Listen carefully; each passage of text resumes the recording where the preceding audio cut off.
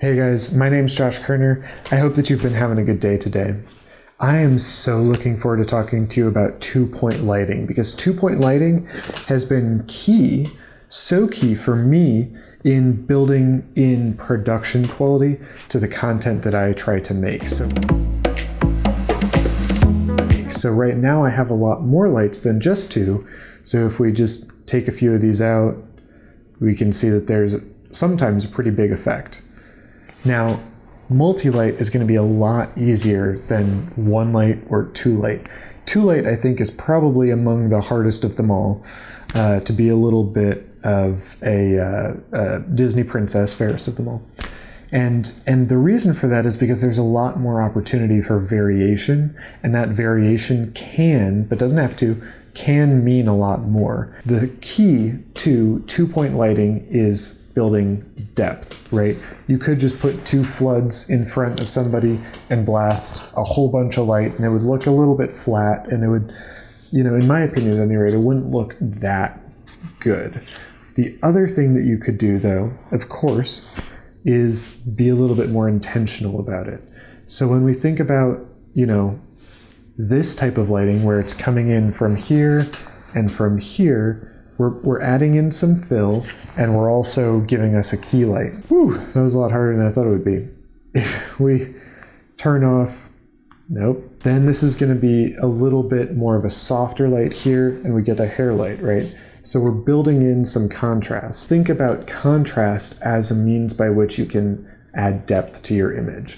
And that's going to be with a number of little tips and tricks and techniques so that you can build a better image in camera with lighting.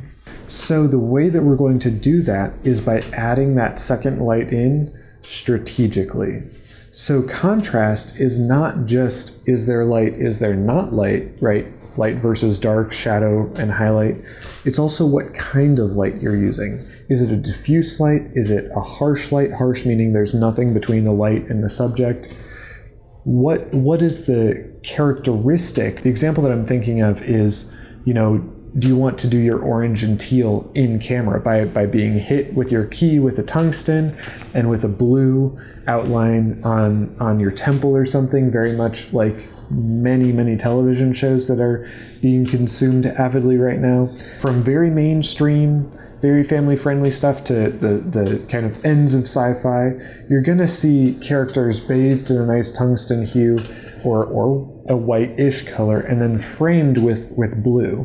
So that's gonna be a very common technique, and we're gonna show you how to do that as well. But I wanna start with good framing in order to build contrast between diffuse and harsh light and shadow. So by layering these degrees of contrast, you're going to be producing a much better image. So the key, like with all keys, has to be off axis from the camera. So you need to not have your key light be directly behind the camera so that there is profiling that happens, so that the light comes across at a certain angle so that there is shadow, right? You need to have that key a little bit off axis, and then you can either point your harsher light, if assuming that's diffuse, at this temple or at this temple, right? It's really up to you. A lot of people will like to do it on this side so that, assuming your key is over here, so that you get nice fill. I like to do it the other way though, where the diffuse light, that's my key, and the harsher light, that's that highlight for the temple or the hair light, kind of mix together on one side to form a deeper shadow on the other, so that when it really cuts to the shadows from that light to the dark, it's a much more defined look. And then you have three layers of contrast. You have the harsh light to the diffuse light to the shadow. And I think that's a really easy way to make an image. So that'll mean that your key is off camera in one direction, and your harsher light is off camera in the same direction, pointed back at you from behind. This is going to be a good example of that. It's not the best example, but it's a pretty good example of that. But then when we're thinking about rim lights and hair lights and all that sort of thing, oftentimes it's going to be better to drop that right over top of your subject. So when we're thinking about hair lights, the big thing is you want that hair to have character and to be lit up and not to be a massive shadow. If you're a blonde, then you're just lucky and it's never going to be a massive shadow. But if you're like the rest of the world and you're a brunette or otherwise, it's very wise to have a hair light so that that hair can have definition and detail. And so your whole subject is lit well, right? You can't just light a face. You can't just light one thing. You have to do it properly and do the whole thing, and that's going to yield the best possible result. One of the other things we've already talked about is using color temperature to help your two light setup really add in a measure of production quality that you're really going to see in popular media for consumption, right? So in television shows like I might have already mentioned, you're going to see the subject of the camera at any particular moment bathed in a tungsten with a blue highlight. Now, you can do this any number of ways, right? But I would recommend putting a flood or some sort of diffuse tungsten onto the face and then keeping that blue highlight really...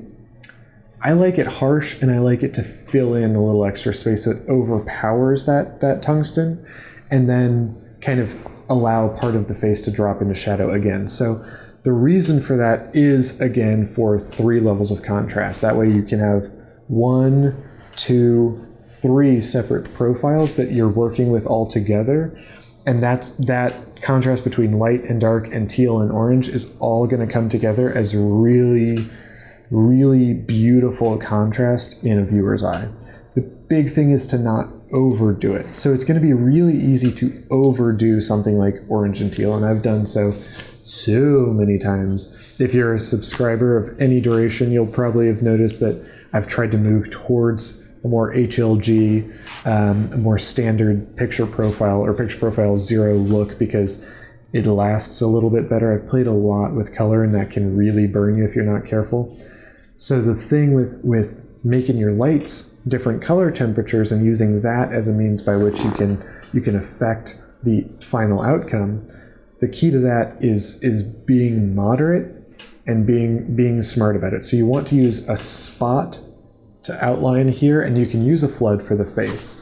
So the flood is obviously meant to fill in a lot of the holes and stuff, and then the spot can come in and add that little bit of highlight. The alternative to these 3 that we've already presented is a 4th option, and that's going to be using your one light cinematic setup in a new way.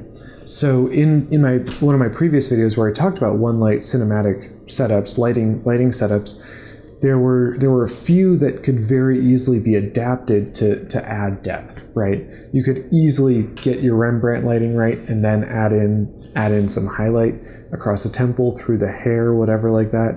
You could do kind of more beauty light, butterfly lighting, and get a little bit of a different result by putting in a little bit more emphasis on the hair or on a temple. Lighting the temple and lighting the hair are going to be, in a lot of ways, the 2 most important ways that you can use that second light. You don't really want to have too much coming straight from the camera at you.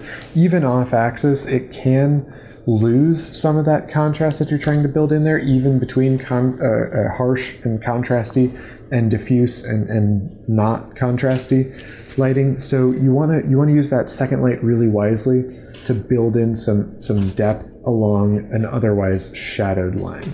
That's kind of the big key point. You got to fill in a shadow somewhere. And while I could always stand to fill in shadows like up here or up here, one of the other ways around that is by electing to use a slightly different framing, because that framing will help eliminate where the light doesn't spill over. So I've been very fortunate, and Aperture sent me out a bunch of these lights. I've purchased lights from Aperture before, and so I know that they are exactly the quality level that I want to have in my studio environment.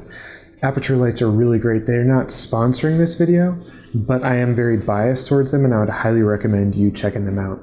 I've predominantly throughout this video used the 672 lighting kit, and then only used 2 of those lights, as well as their Easy Box diffuser, because it's a great diffuser and it's super easy to set up. Thank you very much for your time and for your attention. I'm looking forward to seeing you in the next one.